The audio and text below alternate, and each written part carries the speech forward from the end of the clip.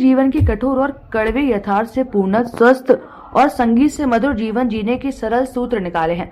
अब अगर ये सूत्र पाठकों तक पहुंच सके और किसी एक के भी जीवन में गुणात्मक परिवर्तन आए तो मैं अपनी लेखन साधना को सार्थक समझूंगा। ये विचार आगरा के युवा साहित्यकार और सराफा उद्यमी चांदी कारोबारी मोहित अग्रवाल ने बुधवार को व्यक्त किए। मोहित अग्रवाल पंचकुई स्थित राजकीय इंटर कॉलेज मैदान में आयोजित अक्षरा साहित्य अकेडमी के राष्ट्रीय पुस्तक मेले एवं साहित्य उत्सव में नए पुराने कवि, साहित्यकारों व लेखकों को प्रोत्साहित करने की दृष्टि से लगाए गए आगरा राइटर्स के विशेष स्टॉल पर 2 दिन पूर्व आयोजक और जाने माने साहित्यकारों द्वारा लोकार्पित अपनी प्रथम नॉन फिक्शन और कैटेगरी की पुस्तक life symphony the prism of the conscious soul के बारे में जिज्ञासु पाठकों, पुस्तक प्रेमियों और नए विचार का सम्मान करने वाले गणमान्य पत्रकारों से अपनी साहित्य यात्रा को साझा कर रहे थे।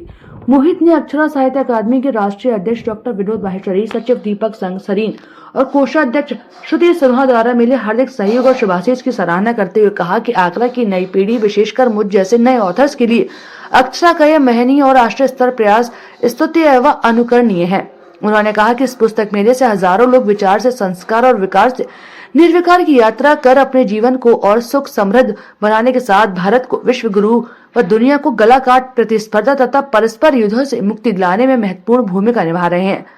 अपनी पुस्तक की विषय वस्तु और विषय वस्तु को केंद्र में रखकर तैयार किए गए चित्राकर्षक आवरण पर चर्चा करते हुए कहा कि यह संदेश दिया है कि जीवन के बाद यंत्र पर समुद्र स्वर माला तभी बजे उठेगी जब चैतन्य महात्मा के वृक्ष पर विचारों के हीरे मोती जैसे फल लगाएं। मोहित ने बताया कि घर घर आरोग्य मंत्र देने वाले अनसंग वॉरियर स्वर्गीय राजीव दीक्षित ने को यह पुस्तक भाव भरे हृदय से समर्पित की गई है। लेकिन बचपन से ही पढ़ने लिखने का शौक़ मुझे रहा है, तो इसलिए वो विचार जो मेरे थे वो इस किताब के रूप में परिणत हुए हैं। क्या क्या विचार हैं और क्या क्या महत्वपूर्ण बात है? जैसे आप इसमें देखिए, इसमें 27 सामाजिक विषयों के ऊपर लिखा हुआ है जो हमारे जीवन में आते ही रहते हैं। जैसे इसमें यदि आप देखेंगे तो पहला चैप्टर संत महात्मा है, दूसरा चैप्टर विजडम है, फिर पेरेंटिंग भी है, लड़के लड़कियों के बीच के संबंध, पति पत्नियों के बीच के संबंध, और ये मोबाइल, इंटरनेट, और एक विषय इसमें शिक्षा और भाषा के ऊपर है, और दिल और दिमाग की, दिल से सोचना चाहिए कि दिमाग से सोचना चाहिए। कुछ विषय इसमें सामान्य ज़रूर हैं, लेकिन उनको रोचक बनाने की ज़्यादा से ज़्यादा कोशिश की गई है। उसमें ऐसे एंगल डाले गए हैं जो आज तक नहीं डाले गए। जैसे इसमें एक चैप्टर है फेथ एंड सुपरस्टिशन, उसमें ये बताया है गाय, कुत्ते और बंदर, इन तीनों का डिफरेंस बताया है और कैसे जो इनसे आस्था जुड़ी है, कितनी वो आस्था है और कितना वो अंधविश्वास है। जैसे मैंने इस किताब में लिखा है कि बंदर हनुमान जी का रूप नहीं होते, ये हमारे एक धारणा है, लेकिन ऐसा नहीं है।